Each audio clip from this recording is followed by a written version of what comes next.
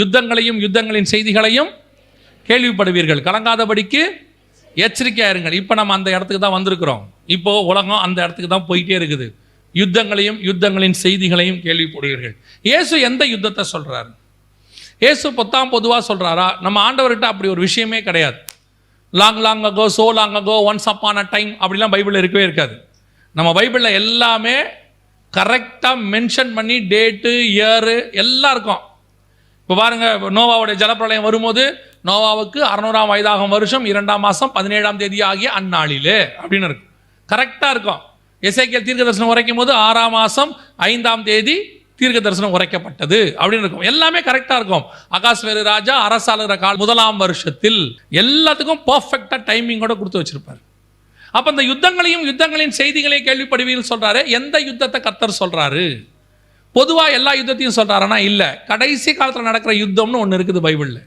அந்த யுத்தத்தை தான் இயேசு சொல்றார். வாசிங்க, எசேக்கியேல் புஸ்தகம் 38ஆம் அதிகாரம் 8வது வசனத்தை வாசிங்க. எசேக்கியேல் 38:8 வாசிங்க. அநேக நாட்களுக்கு பிற்பாடு நீ விசாரிக்கப்படுவாய், பட்டயத்துக்கு நீங்களாகி பற்பல ஜனங்களில் இருந்து சேர்த்து கொள்ளப்பட்டு வந்தவர்களின் தேசத்தில் கடைசி வருஷங்களிலே வருவாய். பற்பல ஜனங்களிலிருந்து சேர்த்து கொள்ளப்பட்டு வந்தவர்களின் தேசம் அப்படின்னா இஸ்ரவேல் ஜனங்கள் பற்பல ஜனங்களிலிருந்து சேர்த்து கொள்ளப்பட்டது 1948ல்.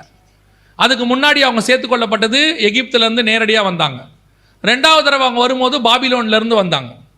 ஆனால் இந்த முறை தான் 3வது தடவை வரும்போது தான் எல்லா இடங்களிலும் அவர்கள் கூட்டி சேர்க்கப்பட்டார்கள். பற்பல ஜாதிகளிலிருந்து சேர்த்து கொள்ளப்பட்டு வந்த தேசம் இஸ்ரவேல் தேசத்துக்கு விரோதமாக நீ எழும்பி வருவாய்னு இருக்கு. எப்போ வருவாய்? கடைசி வருஷங்களே வருவாய். இன்னும் தெளிவா 2வது சாட்சி அதுக்கே 16வது வசனத்தை வாசிங்க. அதுல எசேக்கியேல் 38:16 வாசிங்க. நீ தேசத்தை கார்மேகம் போல் மூட என் ஜனமாகி இஸ்ரவேலுக்கு விரோதமாக எழும்பி வருவாய். கடைசி நாட்களிலே இது சம்பவிக்கும். சோ இந்த யுத்தம் தான் கடைசி வருஷங்களிலே கடைசி நாட்களிலே சம்பவிக்க வேண்டிய யுத்தம். இஸ்ரவேல் கூட்டி சேர்த்த பிறகு நடக்கணும்னு இருக்கு. இஸ்ரவேல் கூட்டி சேர்த்தாச்சு. எவ்வளவு பெரிய ப்ராபசி பாருங்க. ஏன்னு சொன்னா 2000 வருஷமா இஸ்ரவேல் கூட்டி சேர்க்கப்படவே இல்லை. கிபி 70 சிதறடிக்கப்பட்டவங்க 1948 வரைக்கும் அவங்க இல்லை. 1918 பால்ஃபர் டிக்ளரேஷன், 1948 இண்டிபெண்டன்ஸ், அவ்வளோதான். தனி நாடாக இஸ்ரவேல் வந்துருச்சு. அது நம்ம தாத்தா காலத்தில் வந்திருக்குது. 2000 வருஷமா இல்லை. இஸ்ரவேல்னு ஒரு நாடு இருக்கிறதே கடைசி காலம்ங்கிறதுக்கு அடையாளம். மோசியா புஸ்தகம் 3ஆம் அதிகாரம் 4-5 வசனத்தில் கடைசி நாட்களில் அவர்கள் திரும்பி வருவார்கள். அவங்க திரும்பி வந்த பிறகு கடைசி நாட்களில் ஒரு யுத்தம் வரும். எந்த யுத்தம் வரும்? இஸ்ரவேலுக்கு விரோதமாய் வரும். யார் எழும்பி வருவா? 38:2 வாசிங்க. மனுபுத்திரனே, மேசேக் தூபால் ஜாதிகளின் தலைமையான அதிபதியாகிய மாகோகு தேசத்தானான கோகுக்கு எதிராக நீ உன் முகத்தை திருப்பி. இது யாரை பத்தி இருக்கு? எதை பத்தி சொல்லப்பட்டிருக்கு? மனுபுத்திரனே, மேசேக் தூபால் ஜாதிகளின் தலைமையான அதிபதியாகிய மாகோகு தேசத்தானாகிய கோகுக்கு எதிராக நீ உன் முகத்தை திருப்பி. யாரை பத்தி சொல்லியிருக்கு? இப்போ நான் உடனே அந்த நாட்டுடைய பேரெல்லாம் சொன்னால் அது எப்படி அப்படின்னு கேட்பீங்க. ஸோ அதனால் அந்த நாடு எங்கே இருக்கணும் ஆண்டவர் அந்த இடத்தையும் ஸ்பெசிஃபை பண்ணி சொல்லியிருக்கிறார். இப்போ அந்த இடத்த சொல்லிட்டா நீங்கள் ஈஸியாக கண்டுபிடிச்சிக்கலாம். வாசிங்க, 39:2 வாசிங்க பார்ப்போம். நான் உன்னை திருப்பி உன்னை 6 துறடுகளால் இழுத்து உன்னை வடபுறங்களிலிருந்து எழும்பவும். அப்போ இஸ்ரவேலுக்கு வடபுறத்திலிருந்து ஒரு தேசம் எழும்பி வரணும். அது மேசேக் தூபால் அப்படிங்கிற ஜாதிகளுக்கு தலைமையான அதிபதியாக இருக்கணும். இது எந்த நாடு, யார் இருக்கிறா அப்படின்னு சொல்லி ஒரு எருசலேம் மேலே ஒரு புள்ளியை வச்சு நேராக ஒரு கோடு வடக்கு பக்கம் நார்த் சைட் போட்டு பாருங்களேன். ஒரு உலக மேப்பில் எடுத்துக்கிட்டு அப்படியே ஒரு கோடு நேராக போட்டு பாருங்களேன். அது போய் நேராக மாஸ்கோன்னு ஒரு இடத்துல நிற்கும். ஸ்ட்ரைட்டாக போய் நிற்கும். இந்த ரஷ்யா இருக்குது வந்து 2 பகுதிகளில் இருக்குது. ஒன்று ஐரோப்பாலையும் இருக்குது, இன்னொன்று ஆசியாவில் இருக்குது. ஐரோப்பா பகுதியில் நம்ம மாஸ்கோ இருக்கிறது, ஆசியா பகுதியில் டுபால்ஸ்க்குன்னு ஒரு பகுதி இருக்குது. இந்த 2 பகுதியை சேர்ந்தது தான் ரஷ்யா. இப்போ பைபிளில் வந்து தலைமையான அதிபதினு இருக்கு இல்லைங்களா, அதுக்கு ஒரு வேர்டு ஒன்று இங்கிலீஷில் இருக்குது. இங்கிலீஷ் பைபிளில் யூஸ் பண்ணியிருப்பாங்க. அந்த வேர்டை வந்து தமிழில் என்ன பண்ணிட்டாங்கன்னா டிரான்ஸ்லேட் பண்ணிட்டாங்க.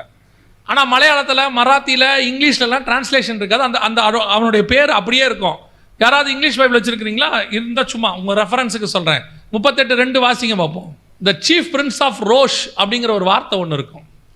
கேஜேவியில் இல்லைனா வந்துட்டு ஐஎஸ்வியில், என்ஐவியில் ஏதாவது ஒன்றில் பார்த்தீங்கன்னா த சீஃப் பிரின்ஸ் ஆஃப் ரோஷ் அப்படிங்கிற ஒரு வார்த்தை இருக்கும். ரஷ்யாவை குறிக்கிற ரோஷுங்கிற வார்த்தை ஒன்று இருக்கும். மலையாளத்துலேயும் இருக்கும், மராத்திலையும் இருக்கும், நீங்கள் இங்கிலீஷ்லையும் இருக்கும். தமிழில் மட்டும் அந்த வார்த்தையை விட்டுருக்குறாங்க. விடலை, அதை டிரான்ஸ்லேட் பண்ணிட்டாங்க. இப்போது இயேசுங்கிற வார்த்தையை வந்து அது பேர், அதை என்ன பண்ணக்கூடாது, டிரான்ஸ்லேட் பண்ணக்கூடாது. இயேசுவை டிரான்ஸ்லேட் பண்ணால் வேறு அர்த்தம் வரும். பர்னபா அப்படின்னு இருக்கு, அந்த பர்னபான்றது பேர். டிரான்ஸ்லேட் பண்ணால் அதுக்கு என்ன வரும், ஆறுதலின் மகன். அப்போ நம்ம எல்லா இடத்துலையும் ஆறுதலின் மகனேன்னா அவன் பேர் போயிடும், பர்னபாங்கிறது போயிடும். ஸோ பர்னபாங்கிறது பேர். அந்த மாதிரி தான் அந்த இடத்துல ரோஷுங்கிற ஒரு வார்த்தை இருக்கும். ரோஷுங்கிற வார்த்தைக்கு எபிரேய மொழியில் வந்து தலைமையான அதிபதினு அர்த்தம். அதை அவங்க அப்படியே டிரான்ஸ்லேட் பண்ணிட்டாங்க. மற்ற வேர்ஷன்ஸ்லாம் பார்த்தீங்கன்னா ரோஷன் இருக்கு. வடபுறத்திலிருந்து எழும்பி வரக்கூடிய ரோஷ் அப்படின்னு சொல்லக்கூடிய ஒரு காரியம் இருக்கிறது. இப்போ நீங்கள் பார்த்துக்கிட்டு இருக்கிற கடைசி காலத்தில் யுத்தங்கள், நாங்கள் வந்து இதை ஒரு 2012 சொல்கிறோம். இதுக்கு முன்னாடி பரிசுத்தவான்கள் ஒரு 100 வருஷமாக அதை சொல்லிட்டு இருக்கிறாங்க, ரஷ்யா வரும்னு. எப்போ 1918 வந்து இஸ்ரேல் வந்துச்சோ, 1917 வந்து ரஷ்யான்ற தேசம் வந்து உருவாச்சோ, USSRன்னு, அப்பத்திலிருந்து சொல்கிறாங்க வடக்கு பக்கத்தில் ரஷ்யா வந்துருச்சு, ரோஷ் வந்துருச்சு, இது இஸ்ரேலுக்கு விரோதமாக வரும். ரெண்டும் ஒரே காலகட்டத்தில் பூமிக்கு வந்துச்சு, அதாவது திரும்பி வந்துச்சு. ஸோ இப்போ ரஷ்யா எழும்பி இருக்குது. ரஷ்யா உக்ரைன் பிரச்சனையை பார்த்துக்கிட்டே இருக்கிறீங்க. இந்த யுத்தமானது ஒரு நாள் ரஷ்யாவுக்கும் இஸ்ரேலுக்குமாக திரும்பும். நல்லா கவனிச்சுக்கொள்ளுங்க. இந்த யுத்தத்தை தான் இயேசு சொல்லுகிறார். இந்த யுத்தம் தான் வருகைக்கு முன்னாடி நடக்க வேண்டிய மிக முக்கியமான யுத்தம். இந்த யுத்தத்துக்கான ஸ்டார்டிங் பாயிண்ட் நடந்துருச்சு. ரஷ்யா புறப்பட்டு கருங்கடலுக்கு வந்துருச்சு. பிளாக் சீல ரஷ்யாவுடைய கப்பல்கள் வந்துருச்சு. 2 கப்பல்கள் பிளாக் சீல மூழ்கடிக்கப்பட்டுருச்சு. இப்போ ரஷ்யா தன்னுடைய படைகளை சிரியா பக்கத்தில் வச்சிருக்கு.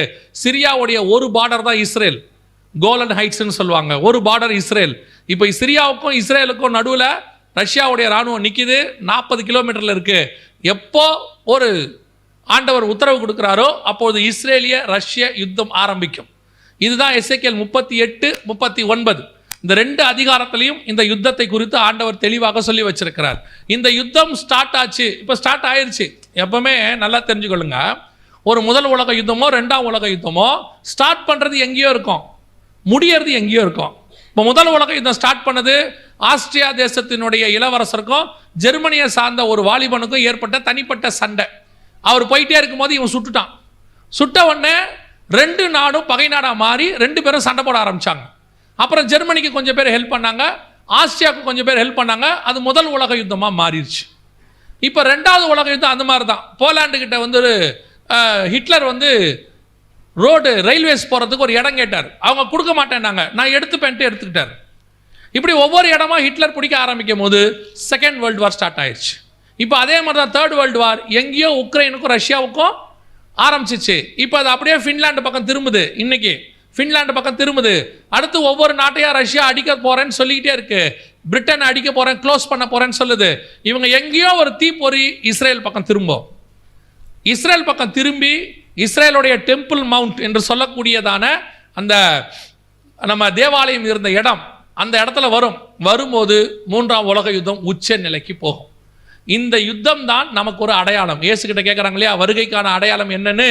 இயேசு சொல்றாருல, யுத்தங்களின் செய்திகளையும். இப்போ யுத்தங்களின் செய்திகளை நீங்கள் கேள்விப்பட ஆரம்பித்து விட்டீர்கள். இந்த யுத்தங்களின் செய்தி கடைசியா இஸ்ரேல் ரஷ்யா யுத்தமாக மாறும். ரஷ்யா இஸ்ரேல் யுத்தமாக மாறும்போது நீங்க தெரிஞ்சுக்கணும், எல்லாம் முடிஞ்சு, நாம மிக முக்கியமான அடையாளத்தை கிராஸ் பண்றோம். எப்போ வேணாலும் இயேசு வருவார் அப்படிங்கிறது எல்லாமே பைபிளில் பர்ஃபெக்டாக இருக்கு.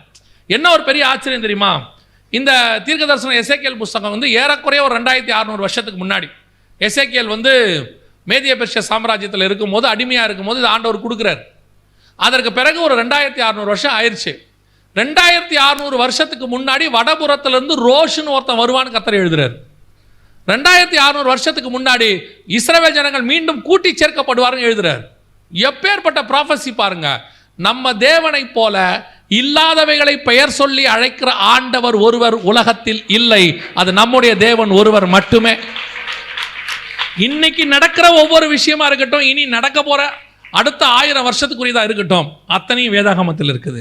அதான் கர்த்தர் சொல்றாரு, நான் என்னுடைய மகத்துவங்களை அவர்களுக்கு எழுதி கொடுத்தேன், அவர்களோ அதை அந்நிய காரியமா. இன்னைக்கு உட்காந்துக்கிட்டு நீங்க என்னென்னத்தையோ தேடுறீங்க, அந்த யூடியூப்ல போய் அதை தேடுறாங்க. நான் எதையுமே வேணான்னு சொல்லல. நீங்க தேடி ஆராய வேண்டிய முதலாவது எதுன்னு கேட்டா பரிசுத்த வேதாகமம். இது உள்ளதான் ஆண்டவர் எல்லாத்தையும் சொல்லி வச்சுட்டு போயிருக்கிறாரு.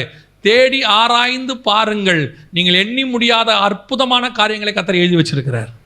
இதை பார்க்கல மேலான அதிசயமான புஸ்தகம் ஒன்று கூட பூமியில் கிடையாது. இப்போ நீங்கள் பார்க்கக்கூடியதான யுத்தங்கள் எல்லாம் அப்படியே நேராக போய் இஸ்ரவேலுக்கு நேராக திரும்பும். அது வருகைக்கு முன்னாக நடக்கும். அதை ஒட்டி வருகையும் அதிகமாக நடக்க வாய்ப்பு இருக்குது. இப்போ யுத்தம் ஆரம்பிச்சிருச்சு. எப்போ வேணாலும் வருகை வருவதற்கு வாய்ப்பு இருக்கிறது.